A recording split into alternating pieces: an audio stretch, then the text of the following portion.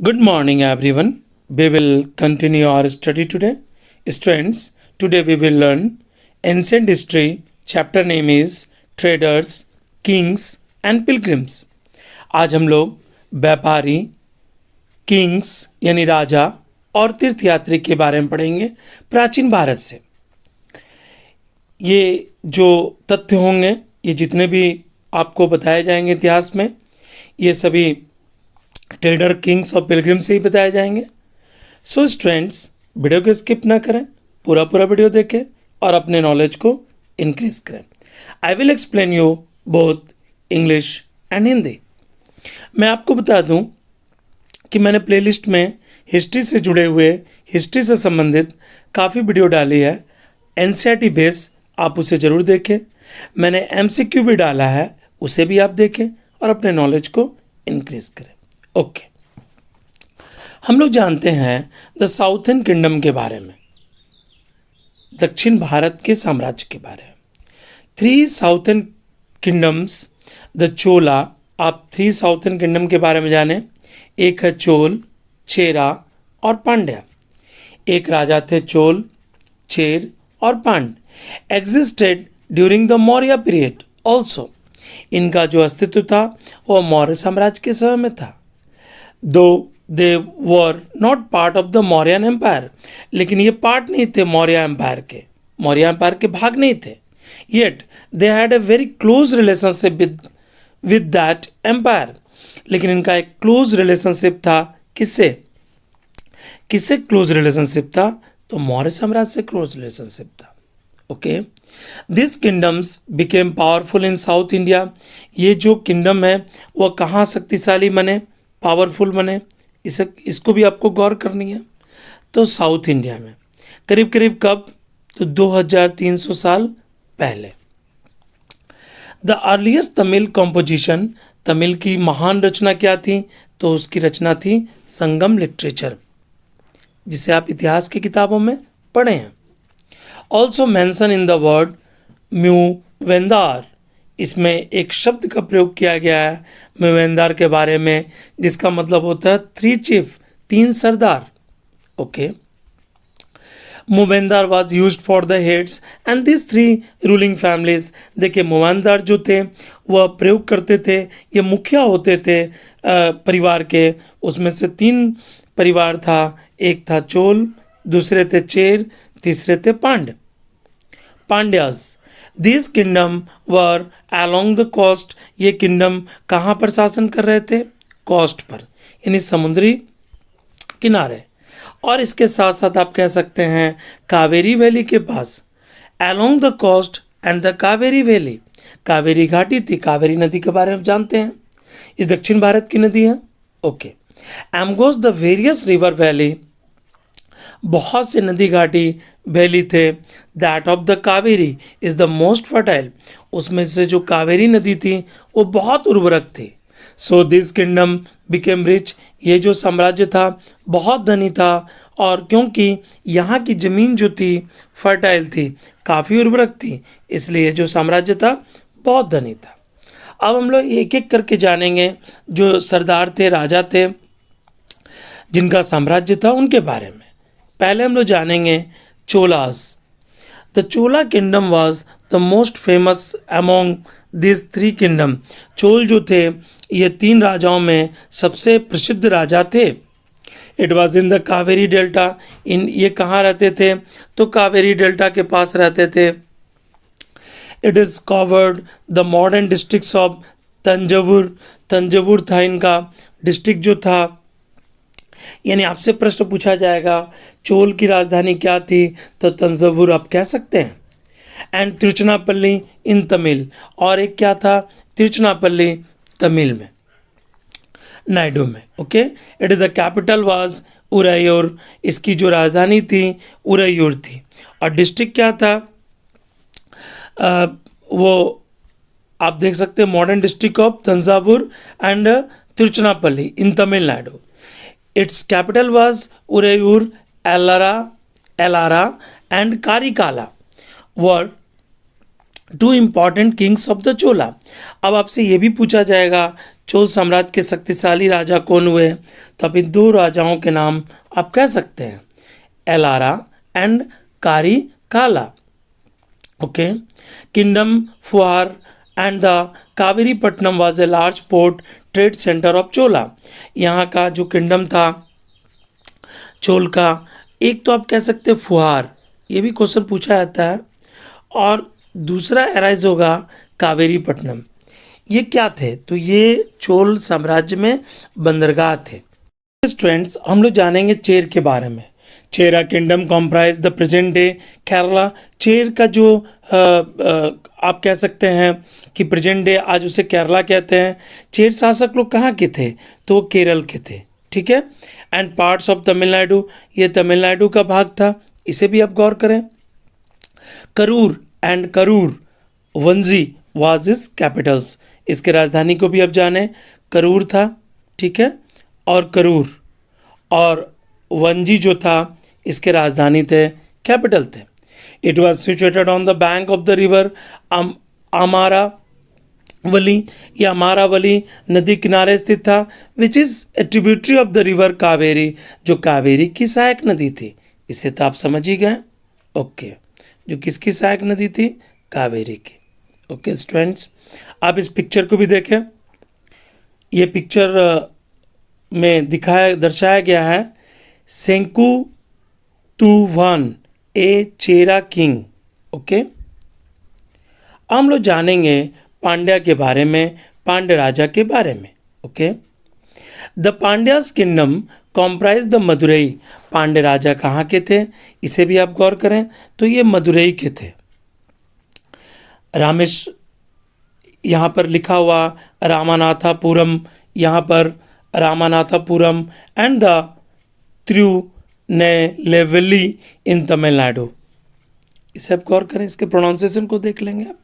Okay, तो हमने पढ़ा रामानाथापुरम और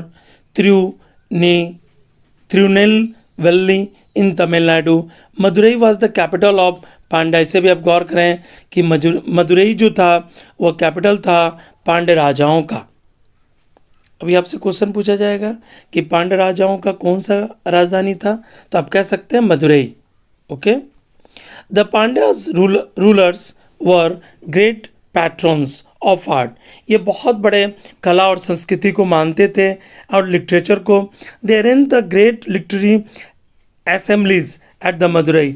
बहुत ज़्यादा लोग लिटरेरी साहित्य के बहुत कवि, बड़े बड़े जो कवि इकट्ठा होते थे, अपनी कविताओं की व्याख्या करते थे। कहाँ पर? मदुरई में। This kingdom was also famous for its pearls. ये मोतियों के लिए भी जाना जाता है। ओके, पांड्या स्क्रप्चर्स को आप देखें, आप पिक्चर में देख सकते हैं ये तस्वीर को। ओके, हम लोग जानेंगे common features of the Chola, Chera and Pandyas. क्या कॉमन फीचर्स है? Each of these three kingdoms had two centres थे पावर के, one island and the other और द कोस्ट। एक तो आइलैंड था और दूसरा जो समुद्री या नदी का किनारा जो होता है वह था। आउट ऑफ दिस 6 cities, फुहार and Madurai were very important. 6 शहरों में से फुहार और मदुरई जो था बहुत इंपॉर्टेंट था। Taxes, the chief of this kingdom did not collect regular taxes. इन्हें रेगुलर टैक्सेस नहीं मिलते थे, but they demanded and accepted gift from the people. ये डिमांड और एक्सेप्ट करते थे लोगों से, क्या? Gift. They also collected tribute. लोग गिफ्ट दे दिया करते थे, लोग ट्रिब्यूट दे दिया करते थे from neighbouring areas when they were on the military expedition. अगर राजा कहीं गया या उसका शासन, वो अपने क्षेत्र को फैलाया अपने शासन को, तो वहाँ पर उसे ट्रिब्यूट मिल जाता था। ओके, डिस्ट्रीब्यूशन ऑफ वेल्थ, हम लोग जानेंगे संपत्ति का बंटवारा। The kings kept some of the wealth. राजा रखता था संपत्ति को स्वयं एंड डिस्ट्रीब्यूट करता था rest among their supporter को, फैमिली मेंबर्स को, सैनिकों को और कवियों को। किसे किसे वह देता था? सपोर्टर, सब गौर करें, ठीक है, किसे? सपोर्टर, फैमिली मेंबर, सोल्जर्स और पोइट्स को। वो क्या करता था? डिस्ट्रीब्यूट करता था। Reward, the poet generally composed poems in praise of king. जो कवि होते थे वो कंपोस्ट करते थे। क्या कंपोस्ट करते थे? पोएम को। किसकी प्रशंसा में? तो राजा की प्रशंसा में। The kings often rewarded them with the gold precious stones. राजा जो है उन्हें अवार्ड देता था किस रूप में? तो सोने के रूप में, कीमती पत्थर के रूप में, घोड़े, हाथी, रथ एंड फाइन क्लोथ्स, अच्छे कपड़े दिए जाते थे। हम लोग जानेंगे Deccan and the northern kingdoms. The death of the Ashoka, Ashok की मृत्यु के बाद, यानी अशोक की मृत्यु 232 बीसी में हुई थी, mark the beginning of the decline of the Mauryan empire. और अशोक की मृत्यु के बाद मौर्य साम्राज्य धीरे धीरे पतन की ओर अग्रसर हो गया। अशोका सक्सेसर्स वर वीक, अशोक के जो वंशज थे काफ़ी कमज़ोर थे। ठीक है, अब समझ रहे हैं, और इनसफिशिएंट थे। In the absence of the strong central authority, the provincial rulers declared themselves independent. The last Maurya ruler, अंतिम मौर्य जो राजा थे, उनका नाम था बृहदत्त। आप इसे पढ़े होंगे। was killed by his army commander, उसे किसने मारा था? उनके आर्मी कमांडर, उनका नाम था Pushyamitra Shunga. Okay, in this way Shunga dynasty was established in north India. इस तरह से शुंग साम्राज्य की स्थापना हुई उत्तर भारत में। हम लोग जानेंगे शुंगा डायनेस्टी के बारे में, इसे भी आप गौर करें। इसके डेट को देखें, 185 बीसी से लेकर 73 बीसी तक था। Pushyamitra Shunga was a powerful and brave ruler. Pushyamitra Shunga जो थे बहुत ही शक्तिशाली राजा थे और बहादुर राजा भी थे। Besides there were 9 other Shunga king, इसके अलावा 9 राजा हुए शुंग के, इसे भी आप गौर करें। Pushyamitra defeated the famous Greek invader. आपको पता है ना कि पुष्यमित्र ने हरा दिया था बहुत बड़े ग्रीक आक्रमणकारी को, मिनांडर को 155 बीसी में। And pushed him out of the territory, अपने सीमा क्षेत्रों से उसे निकाल दिया था। Shunga dynasty ruled about 112 years. Shunga साम्राज्य ने 112 साल शासन किया। The last Shunga king was Deva Vibhuti, okay, who was killed by the minister Vasudeva Kanva, यानी कन्नवा के वासुदेवा ने उसकी हत्या कर दी। ओके, कब? 73 बीसी में। हम लोग जानेंगे कन्नव वंश के बारे में। इसके डेट को देखें आप कन्नव वंश का, 73 बीसी से लेकर 28 बीसी तक। Vasudeva Kanva was the founder of Kanva dynasty. इस यहाँ से भी क्वेश्चन अराइज होते हैं कि कन्नव साम्राज्य की स्थापना किसने की थी, इसे आप गौर करें। ओके, तो वासुदेव कन्नवा ने किया था। This dynasty was lasted about 45 years. इसका जो शासन था करीब करीब 45 सालों तक था। The last Kanva king was killed by the Satavahana from Andhra Pradesh, Simuka. Simuka ने हत्या कर दी थी अंतिम कन्नव राजा की। और किस साम्राज्य की स्थापना की थी, इसे हम आगे बताएंगे।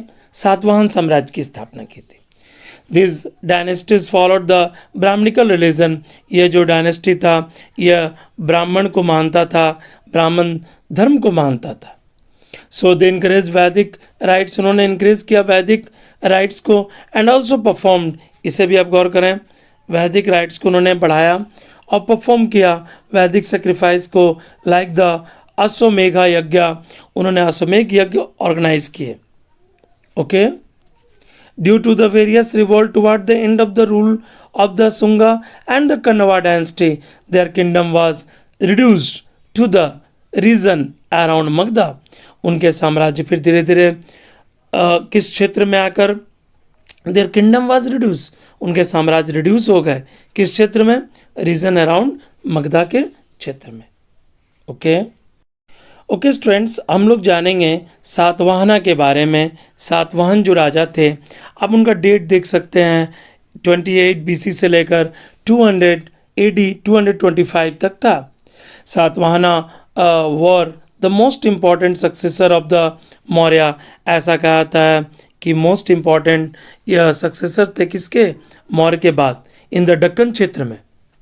गौतमीपुत्रा श्री सातकर्णी, गौतमीपुत्रा सातकर्णी जो थे मोस्ट इम्पॉर्टेंट रूलर थे इस साम्राज्य के। इसे भी आप गौर करें, कौन थे, Gautamiputra Satakarni. Okay, was the most important ruler of the dynasty. He ruled between okay students, he ruled between the AD 106 से लेकर AD 130 तक उन्होंने शासन किया। He ruled between AD 106, ये तो आप जान ही गए कि उन्होंने शासन किया 106 से लेकर AD तक, एनो डोमिनी तक 130 तक।